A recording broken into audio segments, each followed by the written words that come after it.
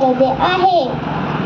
आज मी पोवाडा प्रस्तुत करते आहे. शिवाजी महाराजांची कीर्ती बेफाम होती. महाराजांची कीर्ती बेफाम. भाला भाल्यानं फुटला घाम. याला कोण घाणे नेसेने दरबारी पुस्ती बेगमे. बडी बेगम म्हणजे अलियादेवी शाहची आई बर का.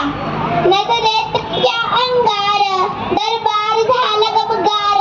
कोणी घेईना पुढाकार साऱ्यांनीच मांडली हार. इतक्यात अचानक एक सरदार उठला, बोलला हम लाएंगे शिवाजी को. आणि त्यानं विडा उचलला, नाव तेच अफजल खान. हे नाव तेच अफजल खान. गीता जाताचा नऊ सैतान. खान बोलला छाती ठोकून, शिवबाला टाकतो चिरडून. कौतुक झालं दरबाराचे. खान निघाला मोठ्या गुरमीत. त्याचं घोडदळ पायदळ फौज फाटले बक्कळ.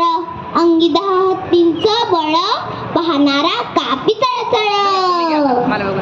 वाटेत भेटे त्याला शिर्डीत ठेकीत खानाची सेना निघाली. गाव लुटली, देवळ उद्ध्वस्त केली, आया बहिणीची अब्रू लुटली. कोण कोण रोखणार हे वादळ. आता शिवबाचं काही खरं नाही. इकडं निजाम, तिकडं मोगल, पलीकडे इंग्रज. जो तो हेच बोलू लागला. राजांची सेना मुठभर, खानाला कसा थोपणार. काय लढवा हुन्नर, चिंतेत पंत सरदार. अशा वाघिणीचा तो छावा, अशा वाघिणीचा तो छावा. गनिमाला कसा ठेचावा. डोक्यात गनेमी कावा. भेटीचा धाडला सांगावा. प्रतापगडावर आमने सामने भेटीचा सांगावा. खानानं हसत हसत कबूल केला. दिवस ठरला ठरल्याप्रमाणे प्रतापगडच्या पायदेशी खान. प्रतापगडच्या पायदेशी खान. प्रतापगडच्या पायदेशी खान. प्रतापगडच्या पायदेशी खान. आलं बेगुमान नाही कलगा. शिवाजी राजांच्या करामतीची.